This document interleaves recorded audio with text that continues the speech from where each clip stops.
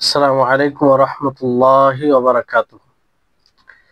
إن الحمد لله نحمده ونستعينه ونستغفره ونعوذ بالله من شرور أنفسنا وسيئات أعمالنا. من يهده الله فلا مضل له ومن يضلله فلا هادي له، وأشهد أن لا إله إلا الله وحده لا شريك له، وأشهد أن محمدا عبده ورسوله. أما بعد، رب اشرح لي صدري ويسر لي أمري واحلل عقدة من لساني يفقهوا قولي. رب زدني علما رب زدني علما। সম্মানিত আজকের ক্লাসে উপস্থিত দিনপ্রিয় সুপ্রিয় ভাই সকল, সম্মানিতা বোন, সর্বপ্রথম আমরা সকলেই আল্লাহ তাবারক ওয়া তাআলার কৃতজ্ঞতা প্রকাশ করি, যিনি আমাদের সকলকে আজকের এই ক্লাসে উপস্থিত হওয়ার তৌফিক দিয়েছেন, যিনি আমাদের সকলকে সুস্থ রেখেছেন। তারপরে আমাদের সকলের প্রাণ প্রিয় নবী করিম মুহাম্মদ মুস্তাফা সাল্লাল্লাহু আলাইহি ওয়াসাল্লাম, ওনার উপর অসংখ্য শান্তি ধারা বর্ষিত হোক। আল্লাহুম্মা সাল্লি আলাইহি আল্লাহুম্মা বারিক আলাইহি। আজকে প্রায় আমরা সপ্তম ক্লাস করতে চলেছি শেখ ইবনে উসাইমিন রাহিমাহুল্লাহ এর বই মাকারিমুল আখলাকের। পূর্বের ক্লাসে আমাদের চলমান বিষয় ছিল, যে বিষয়ে কথা বলছিলাম সেটি হচ্ছে যে মানুষের প্রকৃত ভালো ব্যবহারের বাস্তবায়ন তখনই হয় যখন মানুষ নিকটবর্তীর সাথে ভালো আচরণ করে, সুন্দর আচরণ করে, ভালো ব্যবহারে তাদের নিকটে নিজেকে উপস্থাপন করে। আর যাদের ব্যবহার নিকট আত্মীয়দের সাথে খারাপ হয় আর দূরবর্তী লোকেদের সাথে ব্যবহার ভালো হয়, তো এটা আসলে মূল ভালো ব্যবহার নয়। ভালো চরিত্রের অধিকারী এরকমটা কখনো করবে না। এই জন্য সবসময় মানুষকে এটা ভাবা উচিত যে সে নিকটবর্তী লোকদের সাথে ভালো ব্যবহার করবে, সেখানে নিজেকে ভালো চরিত্রের উত্তরাধিকারী ও অধিকারী বানাবে, যেটা অনেক মানুষের মধ্যে দেখা দেয় না। বাইরে খুব ভালো হয়, দূরবর্তী লোকদের সাথে খুব মিষ্টভাষী হয়, খুব সুন্দরভাবে কথা বলে, এমনকি সহযোগিতাও করে, কিন্তু বাড়িতে আসে যখন পরিবারের কোনো বিষয় প্রয়োজন পড়ে, পরিবারের সাথে লেনদেন হয়, তখন কথায় রুক্ষতা, কোনো মিষ্টতা থাকে না, আর কথা দ্বারা কষ্ট দেয়। আর এরকমও মানুষ আছে যে অনেক মানুষ এটা নিয়ে তাদের কোনো চিন্তা নেই, বড় গর্বের সাথে বলে যে আমি আমার বাড়িতে আমারই দাপট চলে, আমারই সব কিছু চলে, আমি কাউকে কিছু মনে করি না। এটা করতে গিয়ে সকলকে সে দুঃখ দেয়, কষ্ট দেয়, আঘাত দেয়, বাড়িতে কেউ সন্তুষ্ট থাকে না।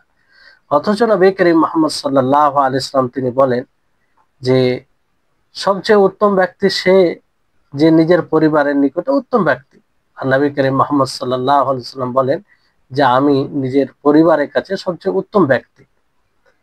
কারণ নবী করিম মুহাম্মদ সাল্লাল্লাহু আলাইহি ওয়াসাল্লাম নীতি ছিল যে বাড়ির স্ত্রীর আর বাড়ির লোকদের সমস্ত প্রয়োজনে তাদের সাথে দাঁড়ানো, তাদের যে একটা লক্ষ্য উদ্দেশ্য কিংবা তাদের যে একটা চিন্তা ভাবনা কিংবা তাদের যেটা প্রয়োজন, সেটা নবী সাল্লাল্লাহু আলাইহি ওয়াসাল্লাম বুঝতেন। আর এটা স্বাভাবিক বিষয়। আমরা যদি দূরবর্তী লোকদের সাথে ভালো ব্যবহার করি আর যারা কাছের আছে তাদের সাথে মন্দ আচরণ করি, তাহলে এতে আমরাই ক্ষতিগ্রস্ত হব। আর এটা মানে অনুভবনীয় বিষয়, মানে এটা ভাবার যোগ্য, কিংবা মানুষ ভেবে এটা বুঝতে পারবে যে নিজের লোকের সাথে মন্দ আচরণ, আত্মীয়দের সাথে, আর দূরবর্তী সাথে মানে ভালো আচরণ, এটা মূলত ভালো আখলাকের পরিচয় নয়। কারণ মানুষ সব সময় আপন লোকদের সাথে চলাফেরা করে, দূরবর্তী লোক যারা আছে তাদের কাছে সীমিত সময় থাকে। হয়তো কোনো প্রয়োজনে তাদের সাথে লেনদেন হয়, প্রয়োজনে তাদের কাছে থাকে, তাদের কাছে যায়। কিন্তু আপন যারা নিজের পরিবারের লোক আছে, প্রতিবেশী আছে, তাদের সাথে সবসময় থাকতে হয়। তো এদের সাথে যদি ভালো আচরণ করা হয়, তাহলে এরা আপনার বিপদ আপদে বেশি কাজে আসবে। আপনি দূরবর্তী লোকদের সাথে, যাদের সাথে ভালো ব্যবহার করবেন, তারা আসবে না, তারা দূরে থাকবে, এটা সম্ভব নয়। তো আমরা যদি কাছের লোকের সাথে ভালো আচরণ করি, তো এরা সব সময় দুঃখে কষ্টে আহ, সাথে থাকবে, এবং সর্বপ্রকারে যখনই তাদেরকে ডাক দেওয়া হবে, সে ডাকে তারা সাড়া দেবে।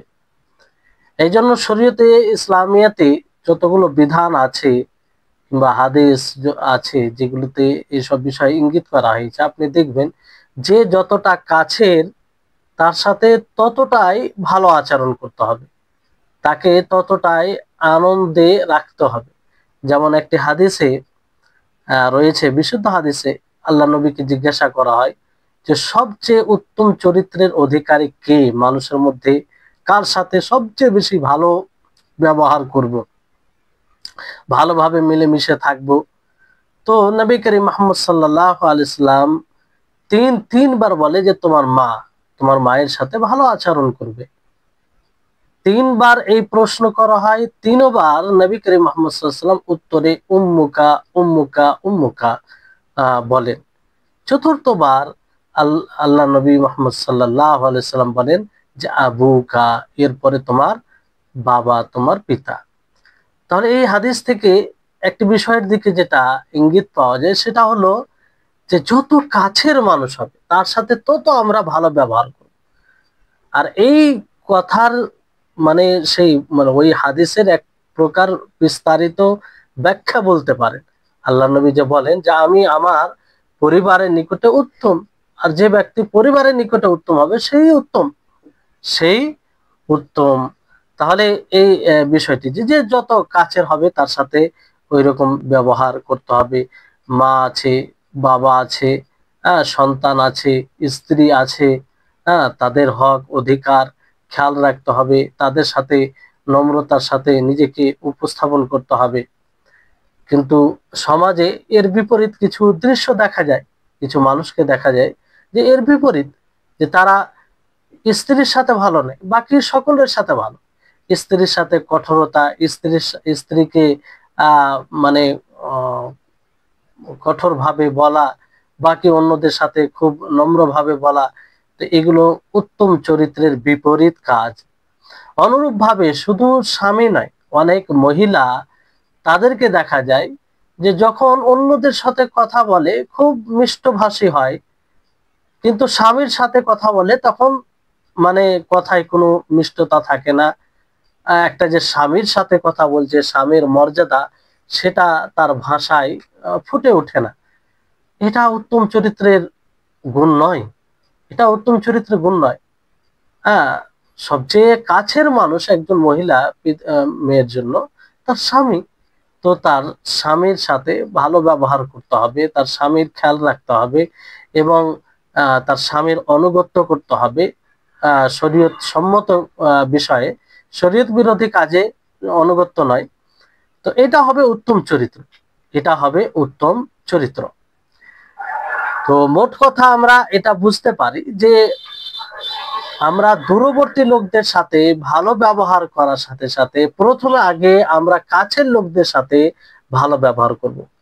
কাছের লোকদের সাথে ভালো ব্যবহার করার মানে এটা নয় যে আপনি দূরবর্তী লোকের সাথে আপনি মন্দ ব্যবহার করবেন, খারাপ ব্যবহার করবেন না। মানে বলা উদ্দেশ্য হচ্ছে এটা যে আপনি উভয় লোকের সাথে ভালো ব্যবহার করবেন। কিন্তু যারা কাছের লোক, যারা আপনার নিকট আত্মীয়, আপনার যত আপনার নিকট হবে তত সে হক রাখে, অধিকার রাখে আর এই অধিকার রাখে এই জন্য যে আপনি তার সাথে ভালো ব্যবহার করলে আপনারই উপকার আছে, আপনারই উপকার আছে এই এই ক্ষেত্রে। তারপরে ইবনে উসাইমিন রাহিমাহুল্লাহ তিনি বলেন যে এই বিষয়ে আমরা আমাদের যুব সমাজকে তারবিয়ত করতে পারি, তাদেরকে সুন্দরভাবে শিক্ষা দিতে পারে আখলাক চরিত্রের উপরে। ইলম দেওয়ার সাথে সাথে তাদেরকে আদব দিতে হবে, আখলাক দিতে হবে, ভালো ক্যারেক্টার দিতে হবে, ভালো নৈতিক আদর্শবান বানাতে হবে, যেটা জরুরি, যেটার অভাব বর্তমান সময়ে অনেক, খুব অভাব। ইলম আছে কিন্তু আদব নেই, তো সেই ইলমের কোনো লাভ নেই। এই জন্য সালাফদের মধ্যে এটা দেখা যায় যে তারা বলে যে তাআল্লামুল আদাবা ক্বাবলাল ইলম, যে ইলমের পূর্বে আদব শিখো, শিষ্টাচার শিখো, নৈতিকতা শিখো, ভালো ব্যবহার। একজন মানুষ শিক্ষার্থী, তার মধ্যে যদি ভালো চরিত্র না থাকে, ভালো আদব না থাকে, নৈতিকতা না থাকে, তো তাহলে কি করে জ্ঞান অর্জন করবে? এই জন্য সূরা কাহফ যদি পড়েন, মুসা আলাইহিস সালাম যখন খিজর আলাইহিস সালামের নিকটে যান, তো কি আদব, কি শ্রদ্ধা, তো সেখান থেকে আমরা শিক্ষা নিতে পারি। যে অনুমতি চেয়ে নিচ্ছে, কিংবা যে আদবে একজন যার কাছে জ্ঞান নেওয়া হবে তার কাছে উপস্থাপন হওয়া উচিত, সেরকম ভাবে নিজেকে উপস্থাপন করেছিলেন। তো তারবিয়ত বিহীন ইলম এর কোনো মূল্য নেই। এজন্য বলা হয়েছে যে 70 গুণ যদি হয়, তো মানে 70 গুণের প্রথম আগে করতে হবে, আদব শিখতে হবে, আগে আদব শিখতে হবে, তারপরে ইলম। কারণ আদব ছাড়া একজন প্রশ্ন, ইলম শেখার জন্য প্রশ্ন করলো, যেমন এরকমটা পাওয়া যায় যে প্রশ্ন করা হয়েছে, তো প্রশ্নের উত্তর না দিয়ে আগে তাকে বলা হয়েছে যে তুমি আগে আদব শিখে এসো, আদব শিখে এসো। মানে তার প্রশ্নের মধ্যে কোনো আদব ছিল না, শিষ্টাচার ছিল না, অভদ্রভাবে প্রশ্নের উদ্দেশ্য ঠিক নয়, যেটা ফুটে উঠেছিল।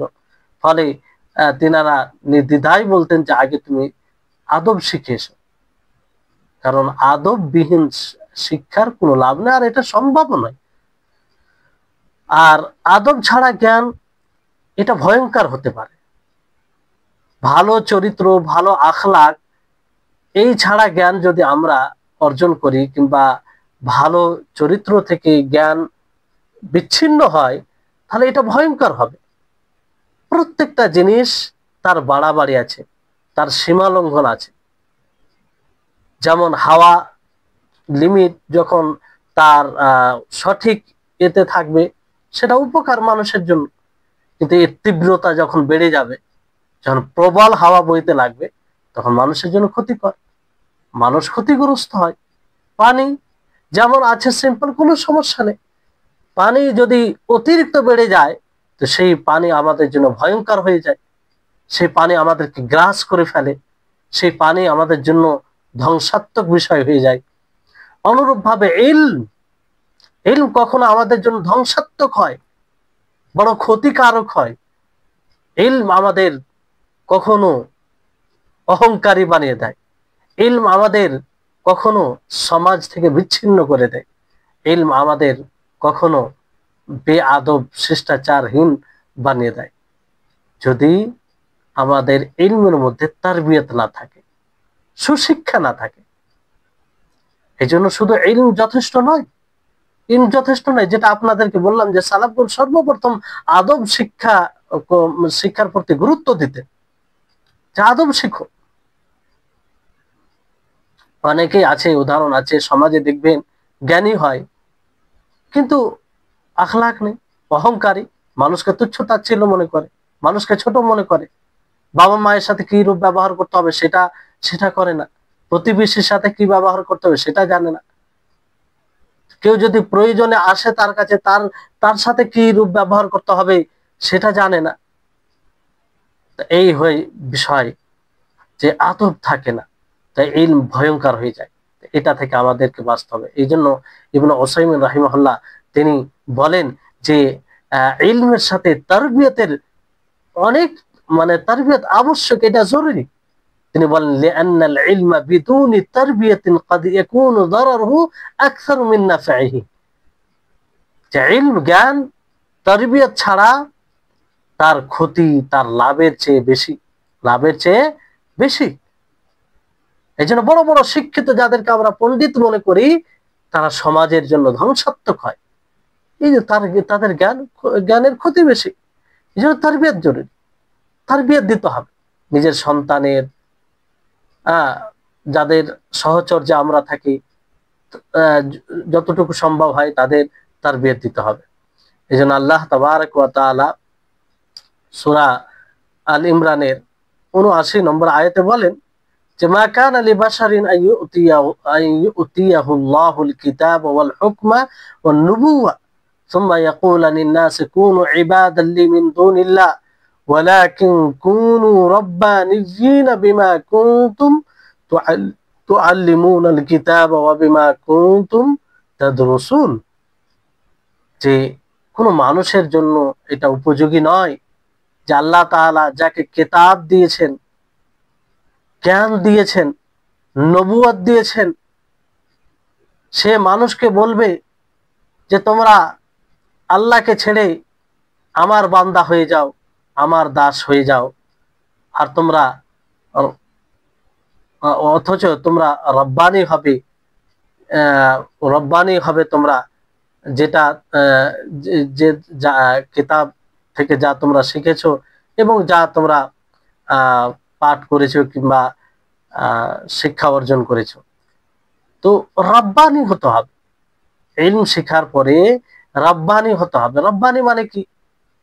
যে আমরা ইলম শিখবো এবং আল্লাহ তাবারক ওয়া তাআলা যে শরীয়ত দিয়েছেন, যে জীবন বিধিবিধান দিয়েছেন, সেই অনুপাতে আমরা নিজেকে লালিত পালিত করব, অন্যদের লালন পালন করব, অন্যদের এইভাবে ট্রেন করব, তাদেরকে শিক্ষা দেব। শুধু ইলম নয়, ইলমের ঢাঁচা নয়, বরং ইলম এই ঢাঁচা শরীয়তের উপর হবে। ইলম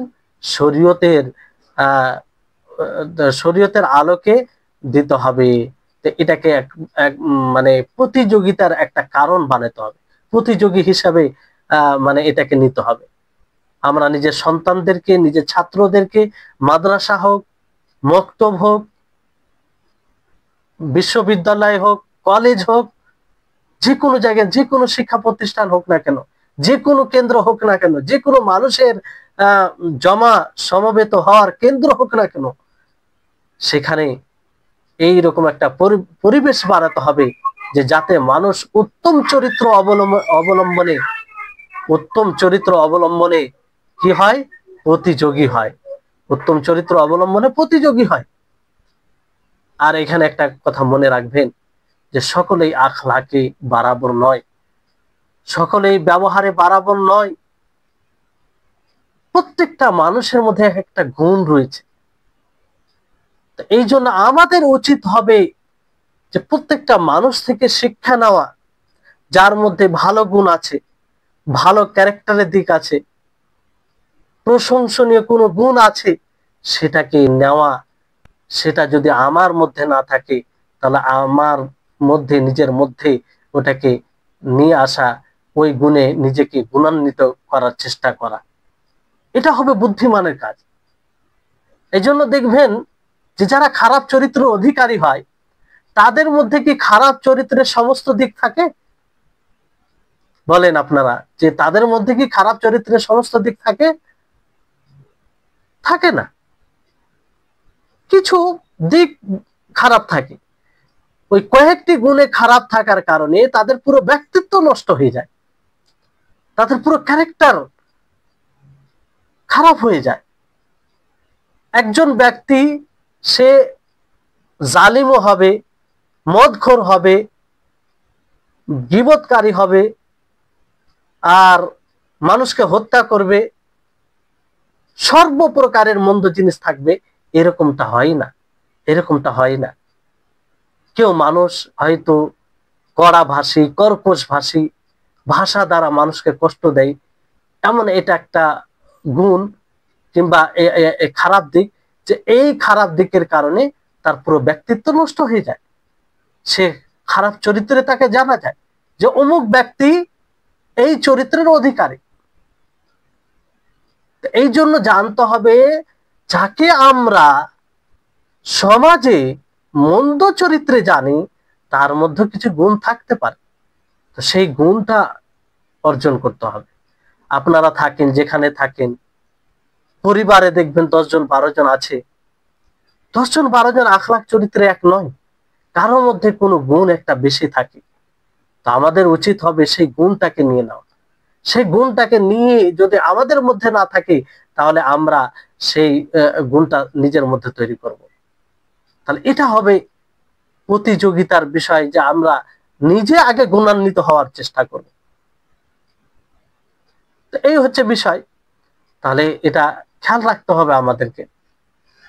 আর সমাজে যদি আমরা এই দৃষ্টিভঙ্গিতে আমরা দেখি কিংবা সমাজকে দেখতে শিখি, তাহলে আমরা নিজেকে তৈরি করতে পারবো এবং এতে অনেক কিছু শিক্ষা রয়েছে।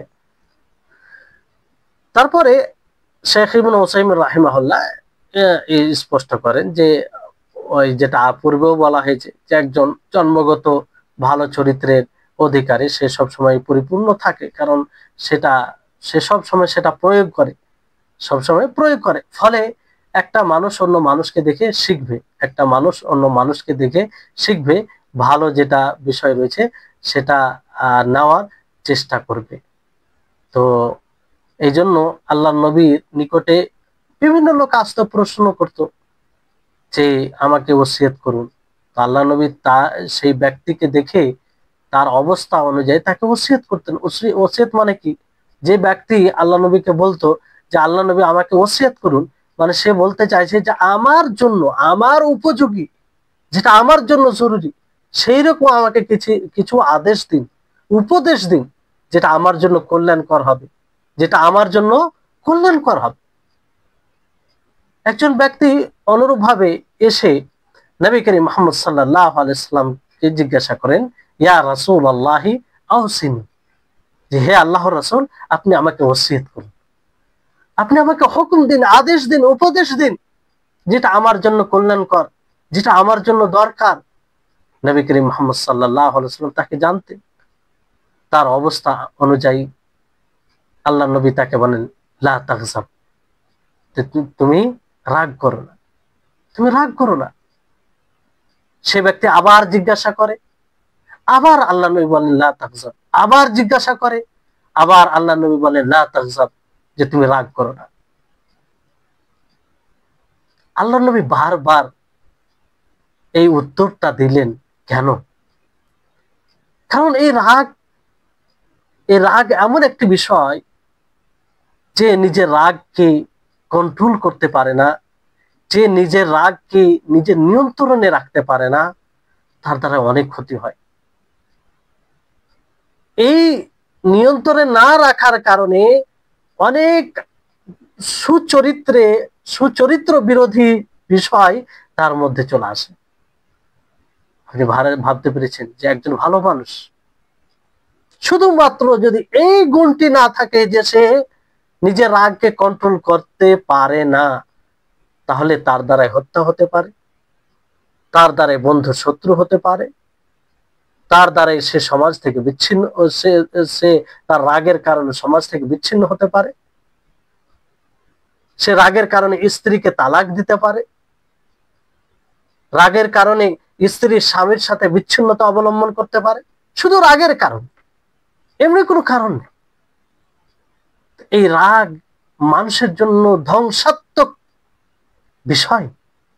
এই জন্য নবী করিম মুহাম্মদ সাল্লাল্লাহু আলাইহি সাল্লাম বিশেষ করে সেই আদমিকে লক্ষ্য করে বলেন যে লা তাগজাব, তুমি রাগ করো না, রাগ প্রয়োগ করিও না, রাগ হলে সেটা প্রয়োগ করিও না, রাগ যদি হয় সেটা প্রয়োগ করিও না। কারণ এই রাগ এমন একটি বিষয় যে মানুষকে ব্রেনলেস করে দেয়, ব্রেন কাজ করে না।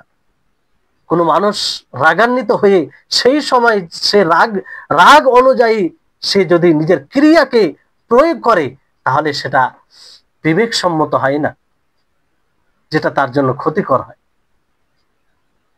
আজকে দেখবেন যে ছাত্র শিক্ষককে হত্যা করে দিচ্ছে। মাঝে মধ্যে খবর পাবেন যে ছেলে পিতাকে হত্যা করে দিচ্ছে। মাঝে মধ্যে এরকম খবর পাবেন মাকে পর্যন্ত হত্যা করছে। কিসের কারণে? মায়ের সাথে শত্রুতা, শিক্ষকের সাথে শত্রুতা? জি না, বেশিরভাগ এরকম হবে। কারণটা যে হয়তো কোনো বিষয়ে রাগ হয়েছে, সে রাগকে নিজের হৃদয়ে স্থান দিতে সেটা লালিত পালিত করেছে, সেটা প্রয়োগ করতে গিয়ে হত্যা পর্যন্ত করেছে। অনেক স্বামী স্ত্রী দাম্পত্য জীবন খুব সুন্দরভাবে চলে, খুব সুন্দরভাবে চলে। কখনো এটা স্বামীর পক্ষ থেকে হয়, কখনো স্ত্রীর পক্ষ থেকে হয়। সেই রাগের মাথায় স্বামী তালাক দিয়ে দেয়। কিছুক্ষণ পরে যখন রাগ ঠান্ডা হয়ে যায়, রাগ বের হয়ে যায়, তখন আফসোসের তার শেষ থাকে না, দুঃখের আক্ষেপের শেষ থাকে না। কেন আমি তালাক দিলাম? সে তো আমার ভালো স্ত্রী ছিল। অনুরূপ ভাবে স্ত্রী ও কতগুণ মহিলা আছে যে রাগের মাথায় যে আমি তার সাথে থাকবো না, কিংবা সে অমুক হ্যান ত্যান, রাগের মাথায় হয়তো কোনো তার ইচ্ছা পূর্ণ করেনি, কিংবা তার মানে এমন কিছু আশা ছিল সেটা হয়তো সে দেখতে পায়নি, ফলে সেই রাগে রাগে রাগ প্রয়োগ করে তার সাথে আলাদা হয়ে যায়। তো সম্মানিত উপস্থিতিগণ, তো এই রাগকে কন্ট্রোল করতে হবে, রাগকে কন্ট্রোল করতে হবে। আমরা যদি রাগকে কন্ট্রোল করতে শিখে নিই, আল্লাহ বলছি, আমরা অনেক বিপদ থেকে নিজেকে রক্ষা করতে পারবো, অনেক বিপদ থেকে রক্ষা করতে পারবো। সেই রাগের কি মূল্য বলেন? যে আপনি রাগকে প্রয়োগ করে আপনি আপনার প্রিয় মানুষকে হারাবেন। সেই রাগকে প্রয়োগ করে আপনি আপনার শান্তির জীবনকে হারিয়ে দিবেন। রাগের ফলাফল এটাই, রাগের ফলাফল ভালো হয় না। এই জন্য নবী করিম মুহাম্মদ সাল্লাল্লাহু আলাইহি সাল্লাম তিনবার বলেন যে লা তাগজাব, লা তাগজাব, লা তাগজাব, তুমি রাগ প্রয়োগ করো না, রাগ প্রয়োগ করো না। এই হাদিসের বিস্তারিত রয়েছে, যাক সেই ব্যাখ্যার সুযোগ নেই। বিশেষ করে আপনাদেরকে বলবো যে আল আরবাইন আল আরবাউন আন-নাওয়ী, একটি ইমাম নাওয়ী রাহিমাহুল্লাহর বই রয়েছে, সেই বইয়ে এই হাদিসটি রয়েছে। তাই এই হাদিসটির ব্যাখ্যা ওলামাদের ভাষ্যকারের আলোতে ব্যাখ্যা করা হয়েছে। আপনারা সেই হাদিসের ব্যাখ্যা দেখতে পারেন, অনেক উপকৃত হবেন। ইউটিউব চ্যানেলে আপনার আছে, আবু নাবিলা মতিউর রহমান বলে সার্চ করবেন, সেখানে ধারাবাহিক দার্স আছে। এটা এই জন্য বলছি, আপনাদের উপকারের স্বার্থে। ইনশাআল্লাহ সেগুলো শুনলে আপনারা উপকৃত হবেন। তো এই হচ্ছে বিষয়। তারপরে নবী করিম মুহাম্মদ সাল্লাল্লাহু আলাইহি সাল্লাম বলেন যে লাইসা শাদীদু বিসসুরআহ, ইন্নামা শাদীদু আল্লাযী ইয়ামলিকু নাফসাহু ইনদাল গাযাব। যে বাহাদুর সেই ব্যক্তি নয়, শক্তিশালী সেই ব্যক্তি নয় যে যে অন্যকে ধরাশায়ী করে, অন্যকে ধরাশায়ী করে, বরং শক্তিশালী সেই ব্যক্তি যে নিজের রাগের সময় নিজেকে কন্ট্রোলে রাখে, নিজেকে নিজের নিয়ন্ত্রণে রাখে। সেই হচ্ছে প্রকৃত শক্তিশালী বীর পুরুষ, সে হচ্ছে বাহাদুর। তাহলে এখানে সুরআ মানে যে মানুষকে ধরাশায়ী করে, যেমন সুরআ হুমাজা লুমাজা বলা হয়। হুমাজা যে মানুষের মানে মানুষকে তুচ্ছ তাচ্ছিল্য করে, লুমাজা এটা মানুষের ত্রুটি তুলে ধরে। তো আল্লাহ নবী কি বললেন? যে আসল শক্তিশালী ওই ব্যক্তি, বাহাদুর ওই ব্যক্তি যে রাগের সময় নিজের নফসকে কন্ট্রোল করবে। সম্মানিত উপস্থিতিগণ, যারা ক্লাসে আছেন, আপনাদেরকে বিশেষ করে বলতে চাই, আচ্ছা বলুন, আল্লাহ তাআলা আপনাকে শক্তিশালী করেছেন, বিভিন্ন দিক দিয়ে আপনি শক্তিশালী, মহিলা পুরুষ যে কোনো জন শক্তিশালী কোনো দিক দিয়ে হতে পারে। আল্লাহ তাআলা এইভাবে সৃষ্টি করেছেন, কাকে পাওয়ার দিয়েছেন, কাউকে দেয়নি। তো যাকে আল্লাহ তাআলা পাওয়ার দিয়েছেন, শক্তিশালী দিয়ে, এটা একটি নিয়ামত। তো এই শক্তিশালী যে আপনাকে করেছেন, আসল এর উদ্দেশ্য কি? যে আপনি সর্বপ্রথম এই শক্তি দ্বারা, এই বাহাদুর দ্বারা, বাহাদুর মানে যে আপনার মধ্যে এক সাহস আছে, হ্যাঁ, আপনার মধ্যে যে বীরতা আছে, সেটা দ্বারা আগে আপনি উপকৃত হবেন, আগে আপনি উপকৃত হবেন। তারপর আপনার এই সাহস, আপনার এই যে বাহাদুরিতা রয়েছে, এটা দ্বারা অন্যরা উপকৃত হবে। কিন্তু বলেন যে তাকে আপনি প্রকৃত বাহাদুর বলতে পারবেন? যে এমন বাহাদুর যে সে বাহাদুরি দেখাতে গিয়ে নিজেই ক্ষতিগ্রস্ত। যেমন ধরেন অনেকে আছে আর মানুষও মনে করে যে সে শক্তিশালী, যে মানুষকে মেরে দেয়, মানুষকে হত্যা করে দেয়, মানুষকে নিচে দাপটে রাখে।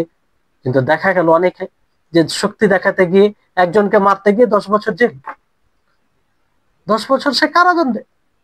ওই জায়গায় যদি নিজেকে কন্ট্রোল করে হিকমতের সাথে সেটা ডিল করত, তাহলে সে আজকে কারাগারে হতো না, জেলে হতো না। তাহলে সেই শক্তির লাভ কি? সেই শক্তির লাভ কি? সেই বাহাদুরিতার লাভ কি? এই জন্য প্রকৃত শক্তি, নবী সাল্লাল্লাহু আলাইহি ওয়াসাল্লামের বাণী দেখুন, কি চমৎকার বাণী, কি উত্তম মানে গাইডার বাক্য। আল্লাহর নবী সাল্লাল্লাহু আলাইহি সাল্লামের বাক্য, যিনাকে জাওয়ামিউল কালিম দেওয়া হয়েছে। অল্প কথা কিন্তু তাতে অনেক অর্থ নিহিত আছে। লাইসা শাদীদু বিসসরআ, যে বাহাদুর সেই ব্যক্তি নয় যে ব্যক্তি মানুষকে ধরাশায়ী করে, মানুষকে চিৎ করে দেয়, সে আসল বাহাদুর নয়। বাহাদুর ওই ব্যক্তি যে রাগের সময় নিজের নফসকে নিয়ন্ত্রণে রাখে। আপনার রাগ হয়েছে, শক্তি আছে, আপনি মেরে দিলেন, কাউকে হত্যা করে দিলেন, কার উপরে জুলুম করে দিলেন, তারপরে পরে আপনার উপরে বিশেষ লোক এসে আপনাকে ধরে নিয়ে গেল, কিংবা আপনাকেও প্রতিরোধে আপনাকেও শেষ করে দিল, কি সেই শক্তির কোনো লাভ হলো? কোনো লাভ হলো না। সম্মানিত উপস্থিতি, তাহলে আমরা কখনো রাগকে যেন প্রয়োগ না করি, রাগকে যেন প্রয়োগ না করি। রাগ হবে স্বাভাবিক, রাগ হওয়াটা স্বাভাবিক, এটা আল্লাহ তাআলার সৃষ্টি। সবার মধ্যে রাগ আছে, কিন্তু সে রাগকে প্রয়োগ করবেন না, অনুশীলন করবেন, থেমে রাখবেন। কারণ আপনি নিশ্চিতভাবে এটা ধারণা করবেন যে আমি রাগ যদি প্রয়োগ করি ক্ষতি ছাড়া কিছু নাই, ক্ষতি ছাড়া কিছু নাই, নিশ্চিতভাবে এটা মনে রাখবেন। তবে রাগ আসবে, স্বাভাবিক এটা। তো রাগ এলে কি করবেন? রাগ এলে আপনি আল্লাহর কাছে তার আশ্রয় চাইবেন সে রাগ থেকে। আউযু বিল্লাহি মিনাশ শাইতানির রাজিম এটা পড়বেন। যদি আপনি দাঁড়িয়ে থাকেন বসে পড়বেন, যদি আপনি বসে থাকেন তাহলে আপনি শুয়ে যাবেন। আর যদি বেশি রাগ হয়ে যায় তাহলে উযু করবেন। উযু করলে, কারণ উযু পানি দ্বারা আপনি উযু করেন, তো এতে ঠান্ডা হবে, রাগ দূর হয়ে গেলে সবকিছু দূর হবে। এই জন্য সালাফদের মধ্যে এটা আছে যে ওই হাদিসের ব্যাখ্যাতে পাবে না, খুব সুন্দর চমৎকার কথা রয়েছে যে সালাফরা কি করতেন, যে যখন রাগ হতো পরিবার মানে বাড়ি থেকে বের হয়ে যেতেন, মানে সে রাগটাকে পায়ের চটি বানিয়ে নিতেন। বেশি রাগ হলে সেটা নিয়ে বের হয়ে যেতেন, যেমন চটি পরে বাইরে বের হয়ে যায় ওই রকম। তো জায়গা পরিবর্তন করতে পারেন। আমরা খুব রাগ হয়েছে, তো ওই সময় আপনি রাগকে কন্ট্রোল করতে পারছেন না, সঙ্গে সঙ্গে জায়গা চেঞ্জ করুন, পরিবর্তন করুন, তার 5 মিনিট পরে ঠিক হয়ে যাবে। আপনি হয়তো যেটা করতে চাচ্ছিলেন রাগের মাথায়, যে তাকে হয়তো মেরে ফেলবো, কিংবা তাকে এরকম করবো, ওই রকম করবো, তাকে শাস্তি দিব, তার উপরে জুলুম করব, ঠিক 5 মিনিট পরে আপনি ভাববেন যে না, এটা আমার রাগের মাথায় ঠিক ছিল না। তো এটা খুব উত্তম চরিত্রের একটা অন্যতম দিক, বড় একটা গুণ, যে গুণটা অর্জন করার চেষ্টা করবেন। নিজের রাগকে, নিজের বাহাদুর পুরুষ মানে নিজের যে শক্তি, সেটাকে আপনি নিজের উপকারের স্বার্থে ব্যবহার করবেন। আর সেটা তখনই হবে যখন আপনি নিজের রাগকে কন্ট্রোল করবেন, নিজের নিয়ন্ত্রণে সেটা রাখবেন। তো এই আখলাক চরিত্র আপনার এগুলো চরিত্র অনুশীলন করে, মুজাহাদা করে, নফসের সাথে আপনি পরিশ্রম করে অর্জন করতে পারেন। এটা সাধারণত মানুষ এইভাবে এটা মানে অর্জন করার চেষ্টা করে। অনেকে জন্মগত হয়, কিন্তু বেশিরভাগ এটা অনুশীলন করতে হয়। আর এইভাবে আমরা উত্তম চরিত্রের অধিকারী হতে পারি। আর এই একটা কথা মনে রাখবেন, যে এটাতে আপনাকে সাময়িকভাবে মনে হবে যে আমি পাগল নাকি, যে এতগুলো বরদাস্ত করে চলবো না। আপনি পাগল নয়, আপনি সবচেয়ে বড় বুদ্ধিমান। কারণ দেখবেন, আপনি পর্যালোচনা করবেন, আপনি যদি এগুলো গুণে গুণান্বিত হতে হন, তাহলে আপনি অনেক ক্ষতির দিক থেকে বেঁচে যাবেন। আপনি মানুষের কাছেও প্রিয় হবেন, মানুষের কাছেও প্রিয় পাত্র হবেন, আল্লাহর কাছে প্রিয় হবেন। আর আল্লাহর কাছে প্রিয় হলে তিনি মানুষের হৃদয়ে ভালোবাসা জাগিয়ে দেয়। এই জন্য আল্লাহর কাছে প্রিয় হওয়ার চেষ্টা করতে হবে। তারপর আসুন একটি গুরুত্বপূর্ণ পয়েন্ট, সেটা হচ্ছে যে আমরা আখলাকটা কিভাবে অর্জন করব, উত্তম চরিত্র কিভাবে অর্জন করব, কি কি বিষয় লক্ষ্য রাখতে হবে এই বিষয়ে। তো এই বিষয়ে শেখ ইবনে উসাইমিন রাহিমাহুল্লাহ তিনি বলেন যে সর্বপ্রথম যে বিষয়টি হচ্ছে যে আমরা কিতাবুল্লাহ ও সুন্নতে রাসূলকে দেখব। কিতাবুল্লাহ অর্থাৎ কোরআনুল কারীমে আখলাকে ফাজিলা মানে উত্তম চরিত্রের ব্যাপারে যেগুলো আয়াত আছে, হাদিসে নবী করিম মুহাম্মদ সাল্লাল্লাহু আলাইহি ওয়াসাল্লাম হাদিসে যেগুলো উত্তম চরিত্রের বিষয়ে রয়েছে, সেগুলো নিয়ে চিন্তা ভাবনা করা, সেগুলোকে বারবার শোনা, সেগুলোকে নিয়ে গবেষণা করা, সেগুলো আমাদের মধ্যে আছে কিনা এই নিয়ে ভাবা। একটা কথা মনে রাখবেন, আপনি যত সেগুলোকে শুনবেন, সেগুলোকে দেখবেন, অবশ্যই আপনার মধ্যে প্রভাব সৃষ্টি করবে। এটা স্বাভাবিক, এটা স্বাভাবিক। আপনারাই বলেন, এই যে ক্লাসটি করছেন, আশা করি এতে আপনারা কিছুটা হলেও প্রভাবিত হবেন। এটা স্বাভাবিক বিষয়। আপনি যখন যে কথা শুনবেন, সে কথার একটা প্রভাব আছে। মানুষকে এইভাবে আল্লাহ তাআলা সৃষ্টি করেছেন, কারণ আমরা লোহার তৈরি নয় যে শক্ত কিছু হবে না। আমরা রক্ত মাংস দিয়ে মানে আমাদের শরীর গঠিত। তো এই নরম শরীরে যে কোনো জিনিসের প্রভাব পড়ে, ভালো জিনিস দ্বারা প্রভাব পড়বে, খারাপ জিনিস দ্বারা প্রভাব পড়বে। তো অনুরূপ ভাবে আমরা যখন কোরআন ও হাদিসের বিষয়কে নিয়ে বেশি চিন্তা করব, আখলাকের বিষয়ে যেগুলো হাদিস আছে, যেগুলো আয়াত আছে, সেগুলোকে নিয়ে বেশি চিন্তা করব, তো এর প্রভাব আমাদের নিকটে পড়বে, আমাদের হৃদয়ে, আমাদের জীবনে পড়বে। তো সেই দলিলগুলো নিয়ে, যেমন আল্লাহ নবী কি বলেন যে ওই ব্যক্তির জন্য আমি জান্নাতের গ্যারান্টি নিচ্ছি যে নিজের আখলাক চরিত্রকে ভালো করবে। তাহলে এই হাদিস যদি আপনি শুনেন, তো অবশ্যই স্বাভাবিক আপনার মনের মধ্যে একটা প্রেরণা আসবে, আপনি চাইবেন যে আমি নিজের আখলাক চরিত্রকে ঠিক করে নবী করিম মুহাম্মদ সাল্লাল্লাহু আলাইহি সাল্লামের এই কথার অন্তর্ভুক্ত হই। তারপর আরো অনেক হাদিস, যে আপনার শুরু ক্লাসে আপনাদেরকে উত্তম চরিত্রের যে আখলাক এই সম্পর্কে কিছু হাদিস আপনাদেরকে বলা হয়েছিল। বাকি এই সম্পর্কে ওলামাদের যে বক্তব্য আছে সেগুলো শুনবেন, যে উত্তম চরিত্র নবী সাল্লাল্লাহু আলাইহি সাল্লামের যে উত্তম চরিত্রের দিক, সেগুলো বেশি বেশি করে পড়বেন, বেশি বেশি করে শুনবেন। তো এতে আপনি প্রভাবিত হবেন, এইভাবে আপনি ভালো চরিত্রের অধিকারী হবেন। তো এই হচ্ছে, তাহলে এটা হচ্ছে প্রথম বিষয়। দ্বিতীয় বিষয় হচ্ছে, যেটা খুব গুরুত্বপূর্ণ, সবই গুরুত্বপূর্ণ, সেটা দ্বিতীয় হচ্ছে যে যারা ভালো আখলাকে পরিচিত, যাদেরকে ভালো ব্যবহারে জানা যায়, তাদের সঙ্গ অবলম্বন করা, চরিত্রবান মানুষের সঙ্গ অবলম্বন করা, তাদের সহচর্য লাভ করা, তাদের সঙ্গে থাকা, এটার খুব বড় প্রভাব পড়ে, বড় প্রভাব পড়ে। এই জন্য দেখবেন যে যেমন পরিবেশে থাকে, সে সেই পরিবেশের মতো মানে সে বড় হয়। একটা সন্তান, সে যদি ভালো পরিবারে জন্ম নেয়, মানে শিষ্টাচার,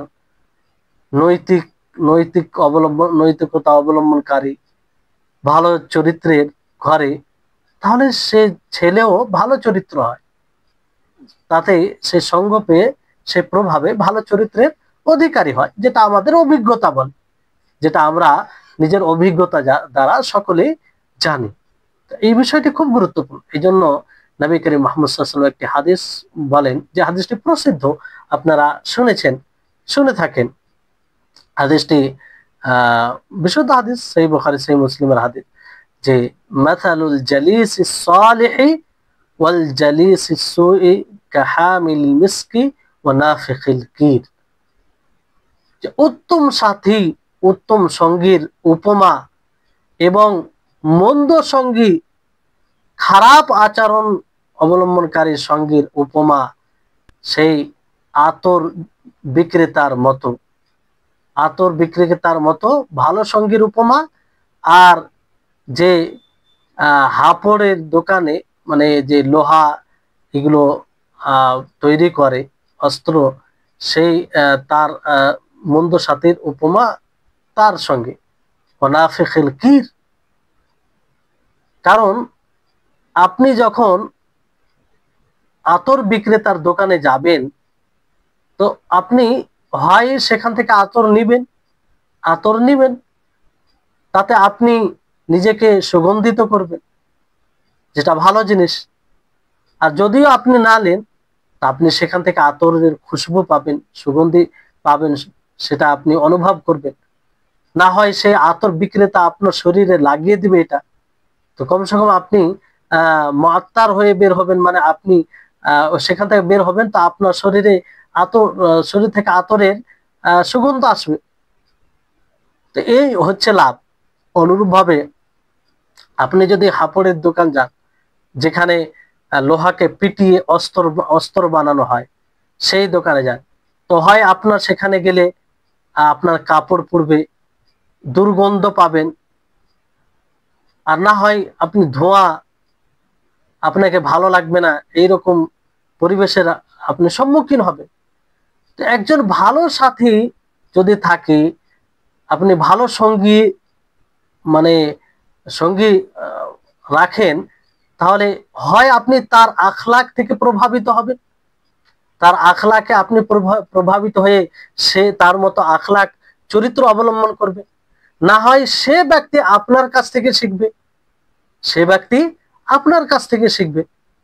তো এইভাবে উপকার রয়েছে। আর আপনি মন্দ সাথীর সাথে থাকলে সে যেগুলো করে আস্তে আস্তে আপনি সেগুলো করতে লাগবেন, আপনার সেখানে কোনো প্রকারের মানে উপকার নেই। এর উদাহরণ দেখেন যে এটা কতটা প্রভাব সৃষ্টি করে। এই ভালো সঙ্গী, সৎ সঙ্গী, এটা আপনার জান্নাতে যাওয়ারও কারণ হতে পারে, আপনার ঈমান রক্ষার কারণ হবে। আর যদি অসৎ সঙ্গী হয়, তা আপনার ঈমান হরণের অন্যতম কারণ হয়ে উঠতে পারে, যার উদাহরণ আছে। নবী করিম মুহাম্মদ সাল্লাল্লাহু আলাইহি সাল্লাম যখন আবু তালিবের নিকটে মৃত্যু আসে, আল্লাহ নবী তার কাছে যান।